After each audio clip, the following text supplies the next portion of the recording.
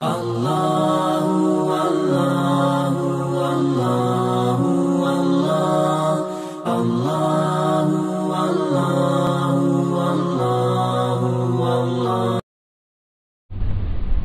حدیث کا مفہوم ہے کہ اللہ کے نبی علیہ السلام سے سوال کیا گیا تھا کہ یا رسول اللہ جہاد سے افضل کیا چیز ہے؟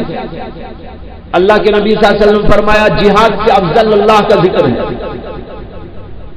جہاد کی اہمیت جانتے ہی نہیں جانتے، جہاد کتنی عظیم الشان چیز ہے، اس کے کیا فضائل ہیں اور اس کے اوپر کیا کیا وعدے اللہ کے ہیں، نبی کے ہیں، ہم تو سب معلوم، لیکن اللہ کے نبی صلی اللہ علیہ وسلم کہتے ہیں جہاد سے بھی افضل اگر کوئی چیز ہے تو وہ اللہ کا ذکر ہے۔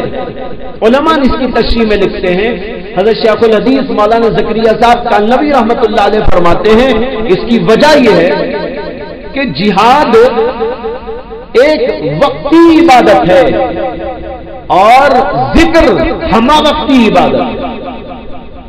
ایک فرق۔ دوسرا فرق یہ ہے کہ جہاد عبادت بالواسطہ ہے اور ذکر عبادت بلا واسطہ۔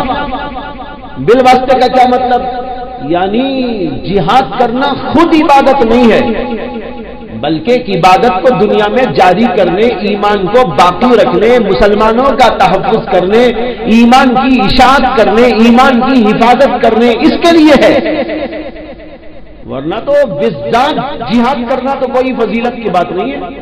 جہاد اس لیے ہے کہ دنیا میں اعلاء کلمت اللہ ہو، دنیا میں یہ ایمان کا سلسلہ باقی جاری رہے، مسلمانوں کی جان و اموال باقی رہے، محفوظ رہے، اس وجہ سے اس کی فضیلت ہے۔ لیکن ذکر اللہ کی فضیلت تو بالذات ہے کہ اللہ کا ذکر خود مقصود ہے۔